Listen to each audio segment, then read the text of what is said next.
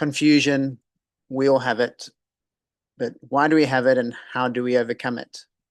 In this video, I want to share 3 principles from the pathwork method of what it states in order to move from confusion to clarity.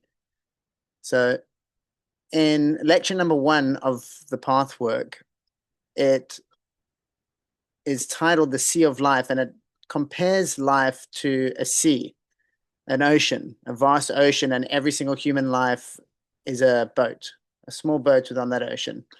And within this lecture, it's got so many amazing one-liners and quotes. And if you want to know more about it or where you could read it, I'll share the link below so you guys can read it in depth, because it's an amazing, amazing lecture and something that I have read a few times before even sharing this video to try and understand it deeply.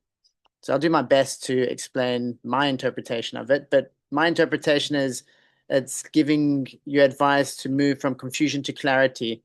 And the problem why we're all confused is that it claims that we're all still developing souls on this earth, and we haven't yet learned the laws that govern life.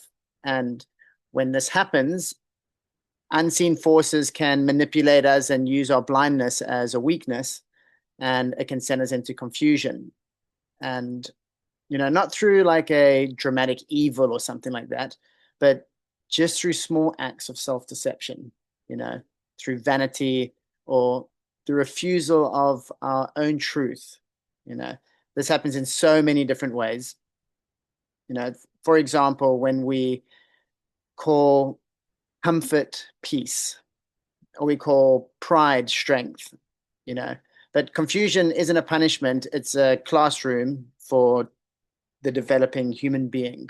So to almost see it as a gift, to show that, it's a gift because it's showing you that clarity isn't there.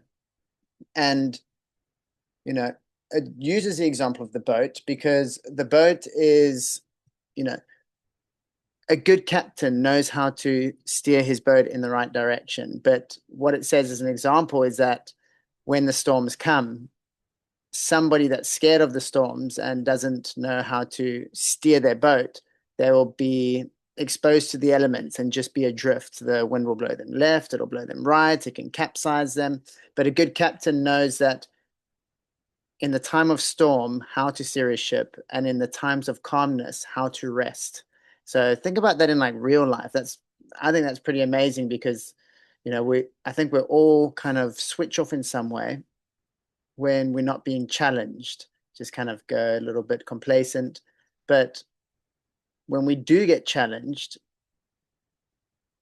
we kind of switch on. I know for me, like I've had so many experiences.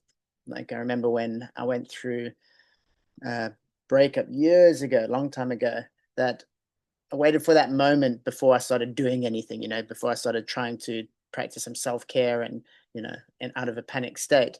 But when things are going smoothly, it's just you kind of switch off a little bit. But there's also a lot of awareness that you can build in those calm times, to be grateful for it, but also to know how to rest. So it kind of uses that as an amazing example.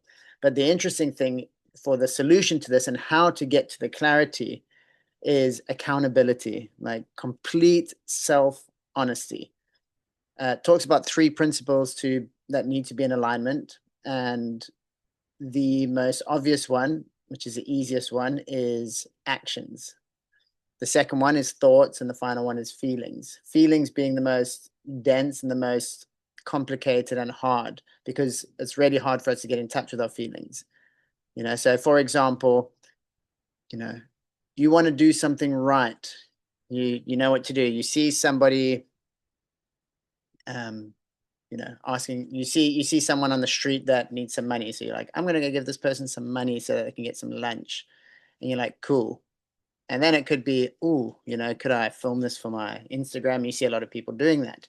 And it's like, you start to see how it's not lining up. It's almost like the action's good, but then the thoughts get taken away. They're not in alignment with your higher truth. So what this lecture talks about is that your thoughts, feelings, and actions need to all be in alignment with the higher truth. And if it's not, you will experience confusion because it won't be clear. There won't be a clear channel of your higher self just moving through.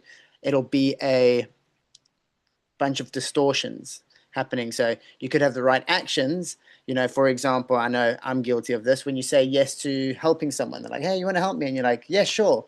And it's the right thing to do. Like, especially they say the biggest thing is helping someone move house.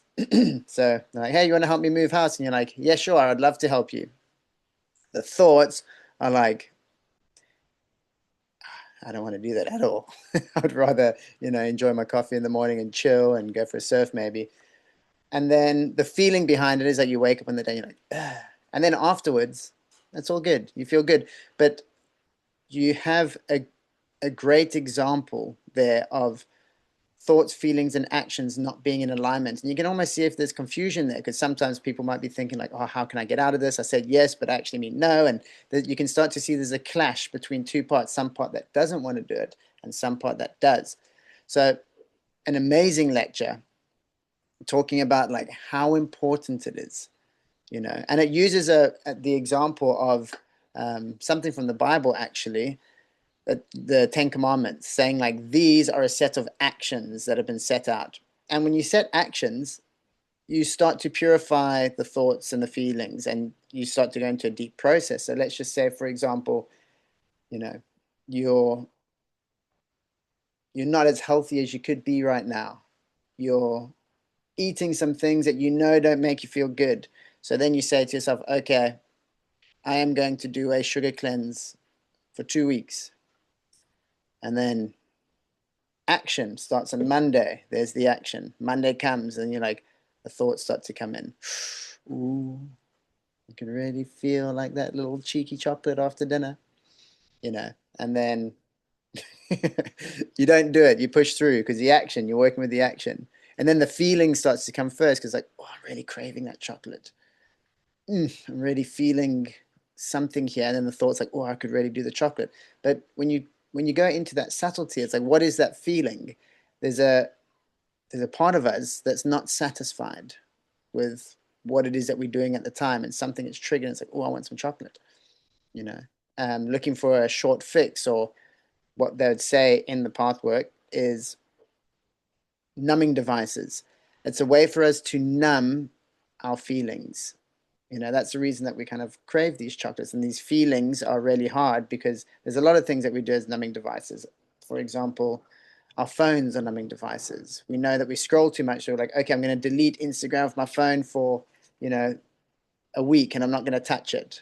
And then you start to see the thoughts and the feelings start to come like, oh, I could really share this. Maybe I should just go in and check. And, so Pathwork lecture number 1 is amazing for that. And I've got some quotes here that I highlighted from this lecture just to end with. Okay, here it is.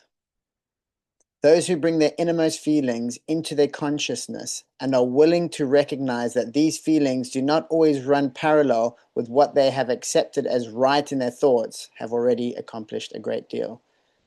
So basically, it's talking about the building of awareness as a fundamental building block in becoming more clear, experiencing more clarity, and becoming more in alignment. To recognize when your actions, thoughts, and feelings are out of alignment. It's not to say that you should do the wrong thing. Your action can still be, the right action, but to recognize and to start to see, my thoughts aren't in alignment with this action. And then to go even deeper and to recognize my feelings aren't in alignment with this action. Because what we really want to do is get in touch with our feelings.